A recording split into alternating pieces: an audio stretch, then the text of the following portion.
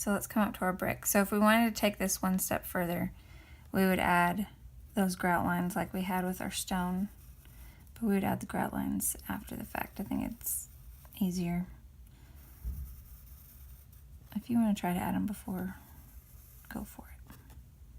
I'll just leave. Well, and then I would add the vertical ones.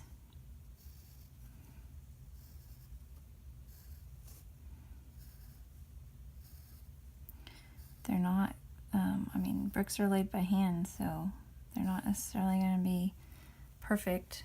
Oh, I forgot one. And I do the same with my CMU block.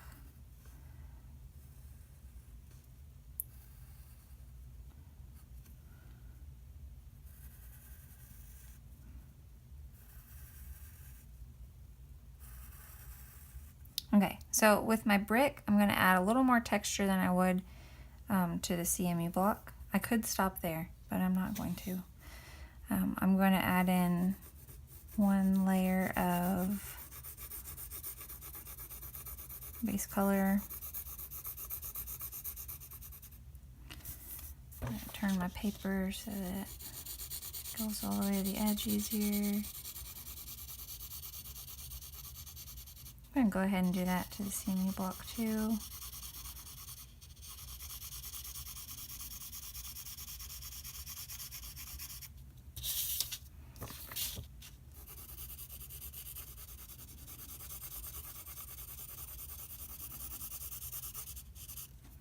Okay, then I'm going to go one step further. Just like I did with the stone, I'm going to add darkness to the left and to the bottom. Left and bottom. Bottom and left and left and bottom. I'll go one more row down and then I'm going to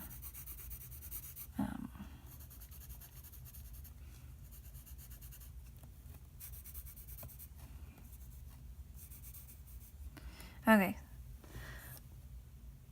I would do the same thing to the CMU, but I'm going to keep it a lot closer to the line. So instead of coming out as far as I did on this, I'm going to keep it, the shadow, pretty close because CMU is a flatter block. It's like cinder block. I think it is cinder block. Okay. I'll find out. So it's going to go in the same spot, bottom and left, but it's going to be a much thinner line than the brick was because this is flatter.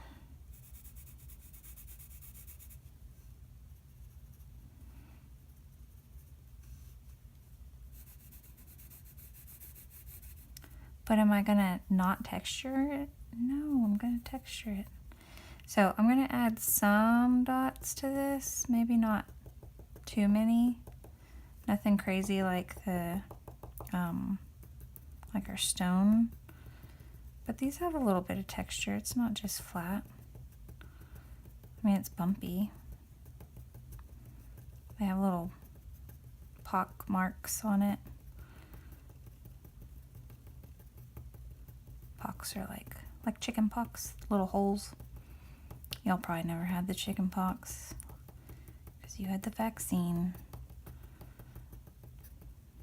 Ooh, I don't like that. Let me erase that. Add back. Okay. I had the chicken pox. It was awesome. No, it wasn't. It was itchy. Okay, now I'm going to add in these same texture. I'm going to add it kind of heavy on the bottom left, but I'm going to add it on the whole brick. So heavy, bottom left, but on the whole brick.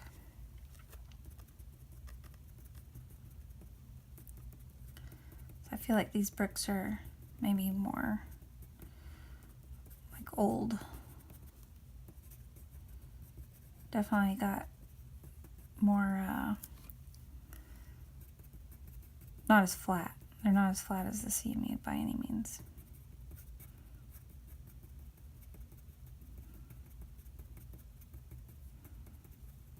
would be interesting to see if you could do a rubbing on your house of your house brick and what that would look like on your paper. To kind of like using it as a texture plate. Okay, so I feel good about that. I like our brick. Maybe I would shade just within the brick a little bit more.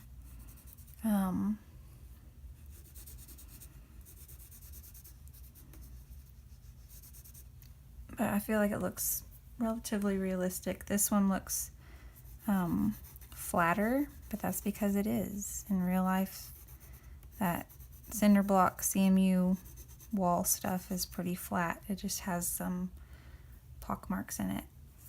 Our wood looks amazing. I'll go ahead and finish this one. We'll darken those lines.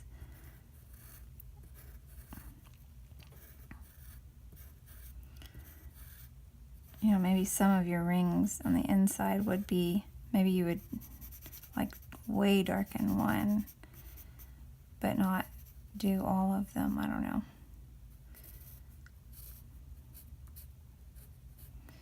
Okay, and then I would, again, go one shade darker. Just your pencil lines are gonna give this more texture, the illusion of texture, especially if you keep your pencil lines for wood just going with the grain of the wood. As a bonus, I think it might be fun to do, let's do shingles. So shingles on a house would be similar to brick.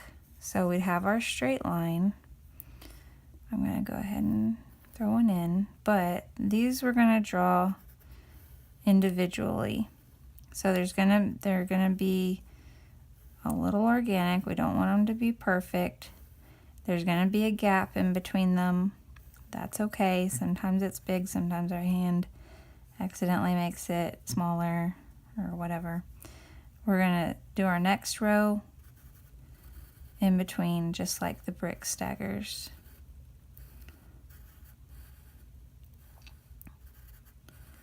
These are hand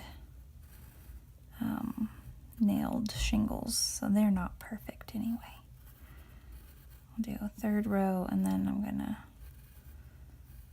stop.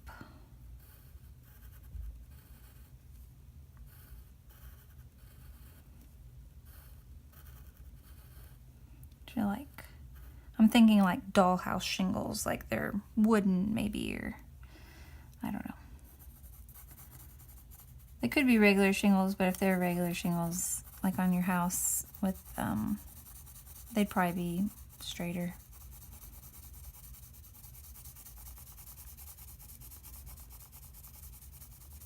Remember, shingles, I don't know if these are going to be wood yet or not, but they can be made of wood, like dollhouse, or they can be more of that sandpapery, like really rough sandpaper material too. So I'm just going to go with a crosshatch because it gives me texture without having to add it individually. Now, to add that extra something, I'm going to shadow in between. Shadow in between, in between.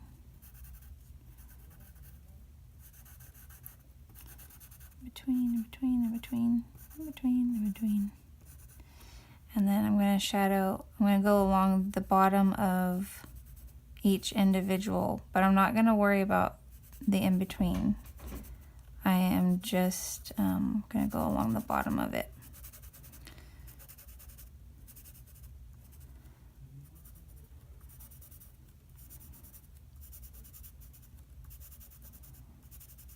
All right. I feel like that looks pretty good. If I wanted to add extra something, you would maybe crosshatch the individual shingles just to make them stand out more. And I don't know if you'd want to do this sideways one like I'm doing right now, or if maybe just up and down would look better. I have to play around with these things. That's why we're doing it on our journal. I kind of like the up and down. It looks more like wood. If I was going for like your what do you call it? Like your regular house shingles that have sandpaper, maybe I would do sort of almost like a round scribbly. Who knows? Maybe you do more of that. Up to you. Okay, let's stop there. I want y'all to practice, maybe finish what I was going a little too fast on. I want you to maybe come up with your own textures. Think about, I don't know, fish scales or little bubbles, or just a basic, if you were doing skin, I'm going to do it on the bottom of this one. It would just be a simple crosshatch.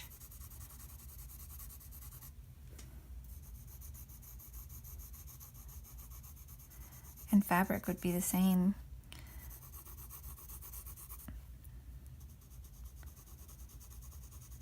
If you look at your skin, it has these little cracks in it that are pretty similar to cross-hatching anyway. You could do something fuzzy. You could do a very smooth surface. Play with those leaves. Think about textures that you would put on a different, like a building or a house. You know, just play around with it. And this is the place to do it, because tomorrow we will need to incorporate 3 different textures into a final product. So that's all for now.